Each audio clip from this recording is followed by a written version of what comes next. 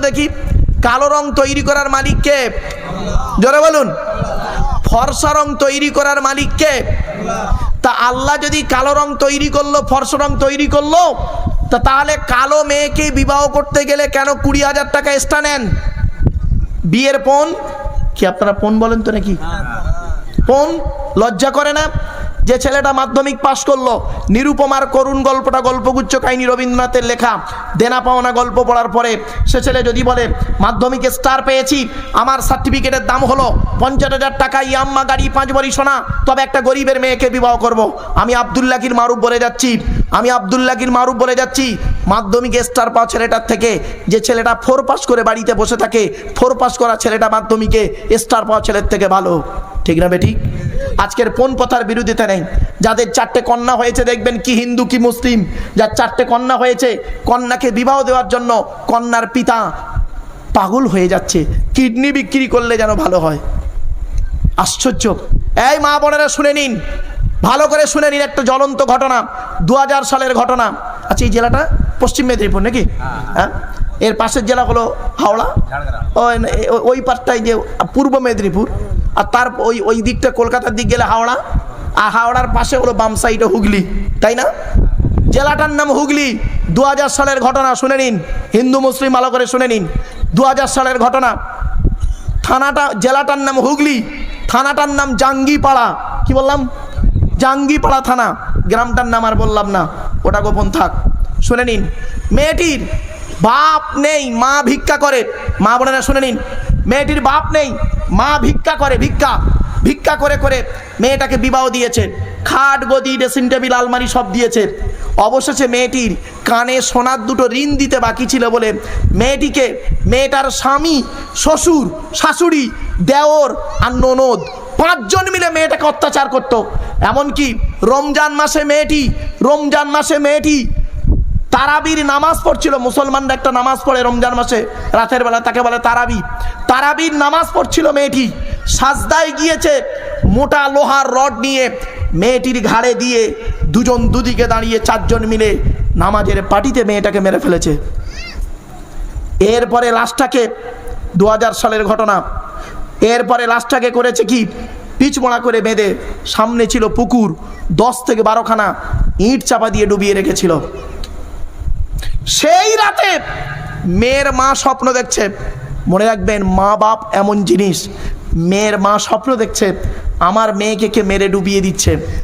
সকালবেলা ভিক্ষা করতে না বের হয়ে সোজা মেয়ের বাড়িতে এসে মেয়েকে দেখতে পাচ্ছে না। মেয়ের শ্বশুর বসে আছে চুপচাপ। মেয়ের শ্বশুরকে বলছে, ও ভাই, মেয়েকে দেখতে পাচ্ছি না, কোথায় গেছে? মেয়ের শ্বশুর কি বলল জানেন? মেয়ের শ্বশুর বলছে, তোমার মেয়ের খবর নাওনি?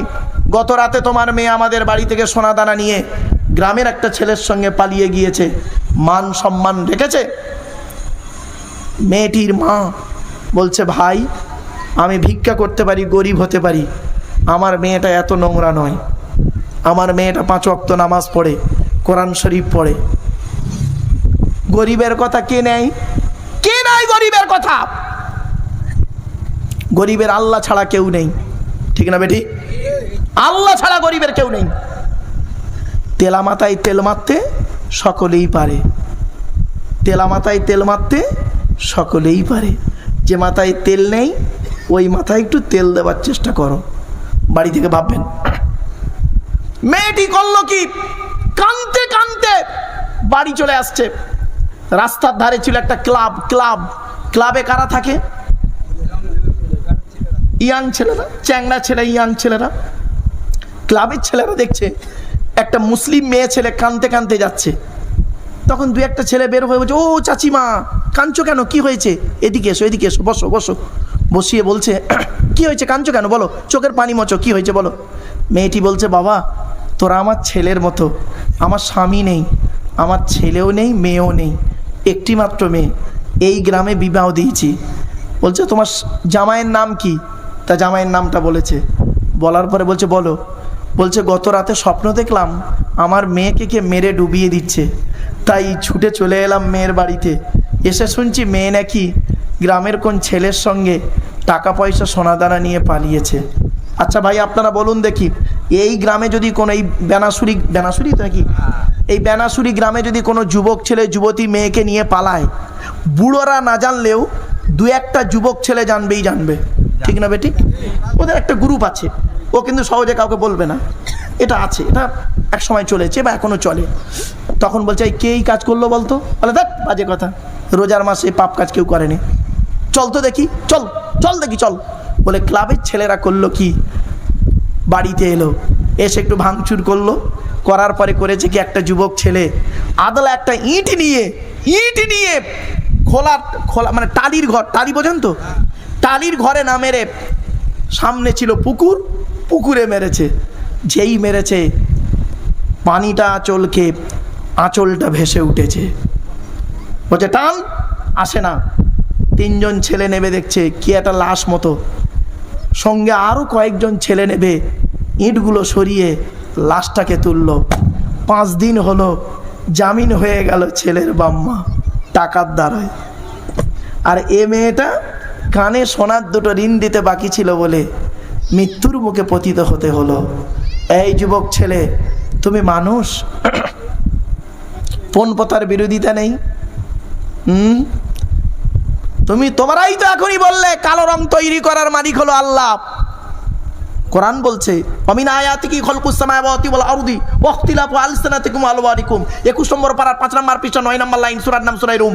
কোরআন বলছে আমি তোদের গায়ের রংটা আলাদা করেছি। তুমিই তো বললে, তোমরাই এখনো বললে কালো রং তৈরি করার মালিক সৃষ্টিকর্তা আল্লাহ। তাহলে কালো মেয়েকে বিয়ে করতে গেলে তোমাদের এক্সট্রা টাকা লাগে কেন? মনে রেখো, কালো ফর্সাটা কোনো ব্যাপার নয়। এমনও ফর্সা মেয়ে আছে স্বামীকে দেখে না, তাচ্ছিল্য করে। আর এমনও কালো মেয়ে আছে গুণী মেয়ে যে স্বামীকে অন্তর দিয়ে ভালোবাসে। ভালোবাসার মূল্যায়ন করতে শেখো। ভালোবাসা আর ভালো লাগা দুটো কিন্তু এক নয়। কিছু বুঝতে পারছেন? অসুবিধা হচ্ছে আপনাদের না? চলুন এগিয়ে যাই।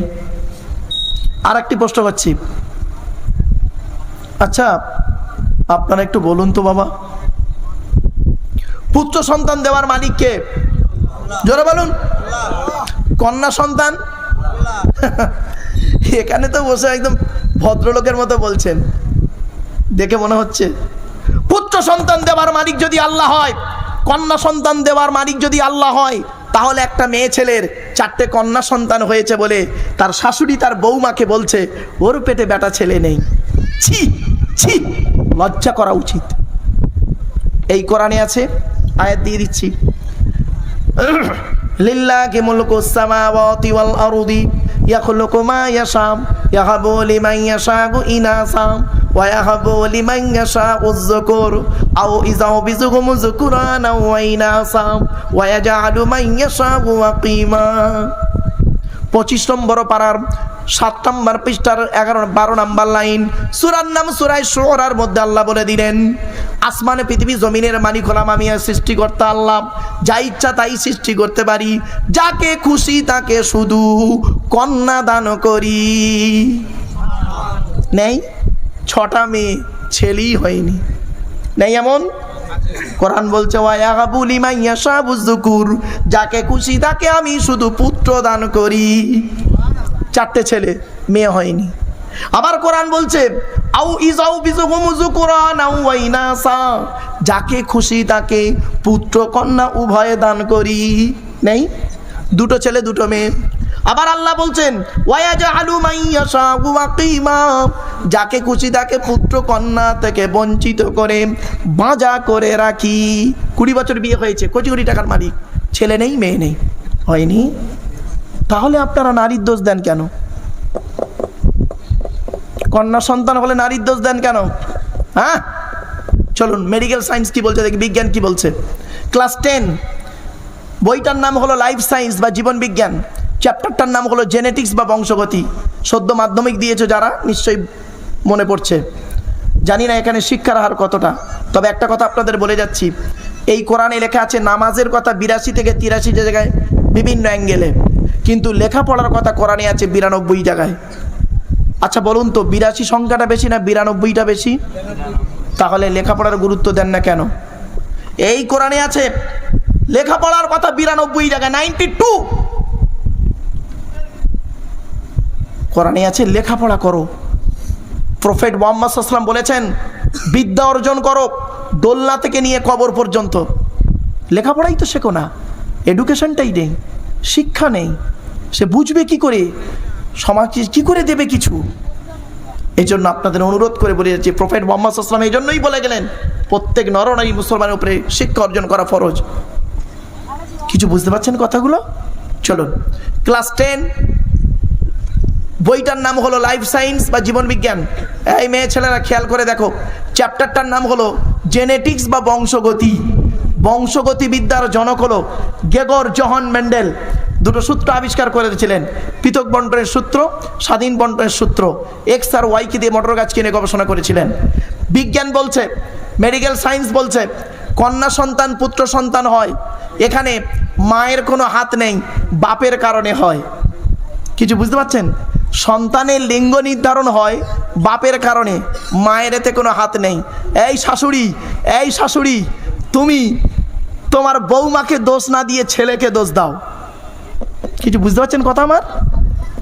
শুনে নিন, প্রফেট মুহাম্মদ সাল্লাল্লাহু আলাইহি ওয়াসাল্লাম বলেছেন 3 ব্যক্তির অভিশাপ, দোয়া, আশীর্বাদ সৃষ্টিকর্তা গ্রহণ করে নেয়, কবুল করে, কোনো মিস যায় না। 1 নম্বর হলো দাওয়াতুল মাজলুম, অত্যাচারকৃত মানুষের দোয়া। কোনো স্বামী যদি তার স্ত্রীর উপরে অন্যায়ভাবে অত্যাচার করে, ওই স্ত্রী যদি বলে খোদা গো আমি অন্যায় করিনি, আমার স্বামী আমার উপরে নির্মমভাবে অত্যাচার করছে, আল্লাহর তরফ থেকে গজব পড়বে, বলতে আর হবে না।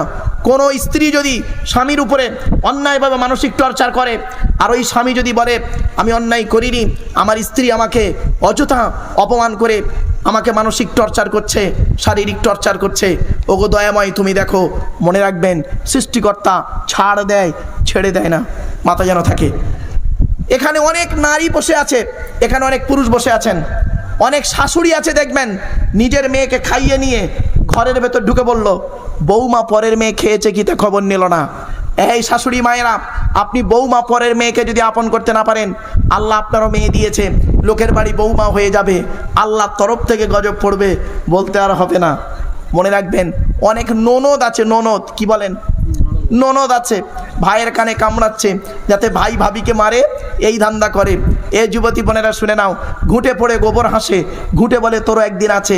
তুমি ভাবি পরের মেয়েকে যদি আপন করতে না পারো, তোমাকেও একদিন লোকের বাড়ি ভাবি হয়ে যেতে হবে, আল্লাহর তরফ থেকে গজব পড়বে, বলতে আর হবে না। অনেক বৌমা আছে দেখবেন ডেঞ্জার, স্বামীর ইনকাম বেশি, স্বামীর চাকরি আছে অথবা নিজে চাকরি করে।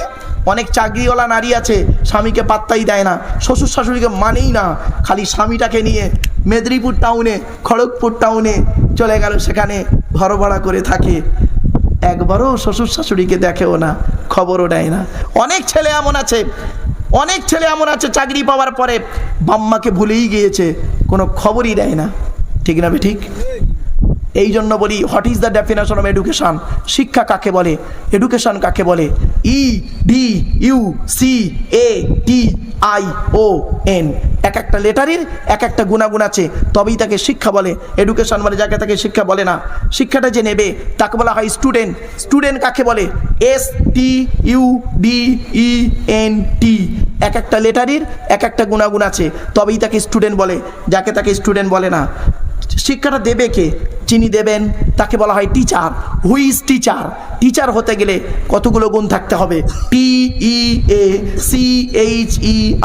টি থেকে ট্রেনার, ই থেকে ইগারলি, এ থেকে এবিলিটি, সি থেকে ক্যারেক্টার, এইচ থেকে অনেস্টি, ই থেকে আর্লি, আর থেকে রেগুলারিটি। এতগুলো গুণে গুণান্বিত ব্যক্তিকে বলা হয় রিয়েলি টিচার। বাবা, হাতে সময় থাকলে একটু দীর্ঘ আলোচনা করা যায়, কিন্তু ব্যাপারটা কি জানেন? আপনাদের খাইয়ে দেওয়া হয়েছে, এবারে আপনারা বসে আছেন জানি না, হয়তো আবেগে, ভালোবাসায়। শুনে নিন, পেটে খাবার পড়ে গেলে অটোমেটিক চোখে ঘুম আসে, আর বাড়ি যাবার মানসিকতা তৈরি হয়ে যায়। এজন্য আপনাদের আমি করজোড়ে বলে যাচ্ছি, জলসা কোনো দিন 12টার উপরে যাবেন না।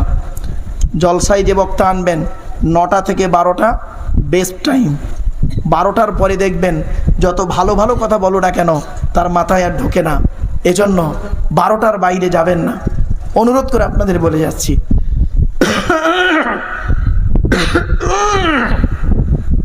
এবারে আসছি, অনেক বৌমা আছে দেখবেন ডেঞ্জার, স্বামীর ইনকাম বেশি, স্বামীটাকে নিয়ে ছেলেটাকে মেয়েটাকে নিয়ে খালি আলাদা খাবার ধান্দা করছে। একই দিয়ালের এপারে স্বামী স্ত্রী ছেলে মেয়েকে নিয়ে মুরগির মাংস দিয়ে ভাত খায়, আর দিয়ালের ওপারে শ্বশুর শাশুড়ি বুড়ো বুড়ি আলু ছানা ডাল খায়। ওই বৌমার একটু বিবেকে বাঁধলো না, আজকের আমার বাম্মা যদি থাকতো আমি গোপনে এক পিয়ালা তরকারি দিয়ে আসতাম। হে বৌমা, তুমি মুফতি সাহেবের মেয়ে হও, হাজি সাহেবের মেয়ে হও, তুমি তোমার শ্বশুর শাশুড়িকে নিজের বাম্মার মতো ভক্তি শ্রদ্ধা যদি করতে না পারো, তোমার মতো বৌমাও হলো নরকবাসী জাহান্নামী, এটা মনে রেখো। শুধু তাই নয়, 2 নাম্বার হলো ওয়াদাওয়াতুল মুসাফিরি, মুসাফিরের দোয়া আল্লাহ কবুল করে। 3 নাম্বার হলো ওয়াদাওয়াতুল ওয়ালিদি আলা ওয়ালাদিহি, কোনো বাপ আর মা যদি নিজের কলিজার টুকরা সন্তানের জন্য দোয়া চেয়ে যায়, বিদ্যুতের থেকে দ্রুত গতিতে বাম্মার দোয়াটা আল্লাহর দরবারে কবুল হয়ে যায়। এজন্য আপনাদেরকে বলে যাচ্ছি, শুনে নিন, অনুরোধ করে বলে যাচ্ছি, টাকা পয়সা যখন ইনকাম করবেন সর্বপ্রথম টাকা পয়সা ব্যয় করবেন কার পিছনে? এই কোরআনে আছে, ইয়াসআলুনাকা মাযা ইউনফিকুন কুল মা আনফাকতুম মিন খায়রিন ফালিল ওয়ালিদাইনি ওয়াল আকরাবিন। 2 নম্বর পারার 12 নম্বর পৃষ্ঠা 13 নম্বর লাইন, সূরার নাম সূরা বাকারা। কোরআনে বলা হয়েছে, নবী তোমাকে ওরা প্রশ্ন করছে টাকা পয়সা কোথায় ব্যয় করলে সৃষ্টিকর্তা খুশি হবে।